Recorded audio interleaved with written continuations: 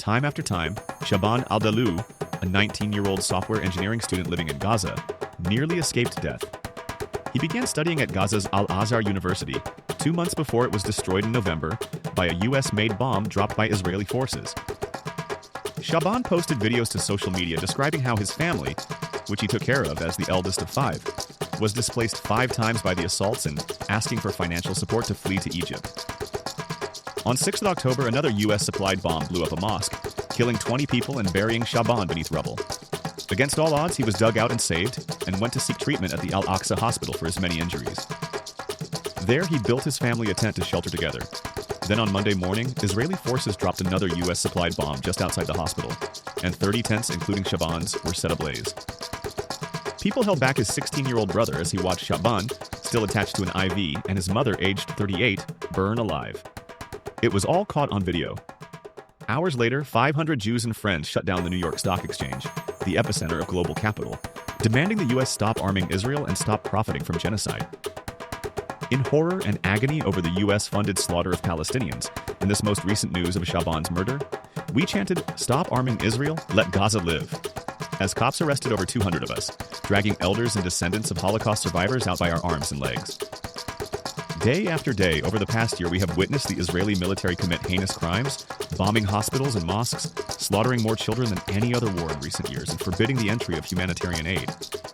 The Commissioner for the UN Relief and Works Agency, UNRWA, has called it a war on children.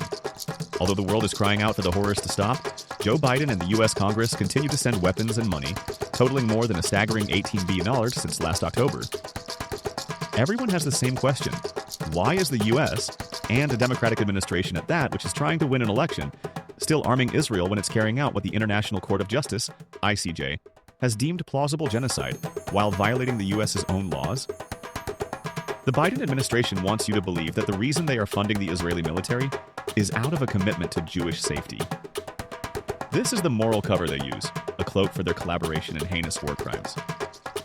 As Jews, we reject this myth with every fiber of our beings.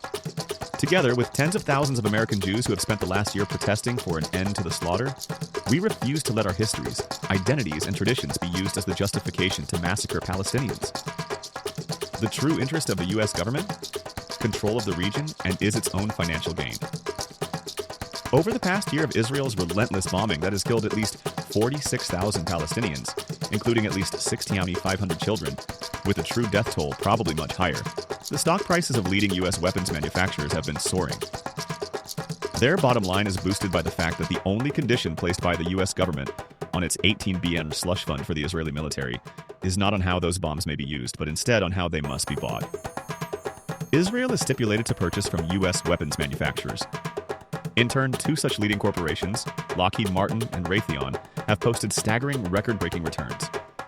Meanwhile, at least 50 members of Congress or their spouses are owners of their stock. While they should be voting based on the will of their constituents, they have profits to gain from voting to send billions of dollars in military funding to Israel while it carries out a genocide. The reason I am alive today is because the day that my entire family was massacred in their shtetl in Lithuania, in another genocide, the Holocaust, my grandmother just happened to be away. I grew up aware that I am not supposed to be here. I also grew up agonizing over these questions. Where were the neighbors? Why did they just stand by? Why didn't they hurl their bodies between the killers and my family?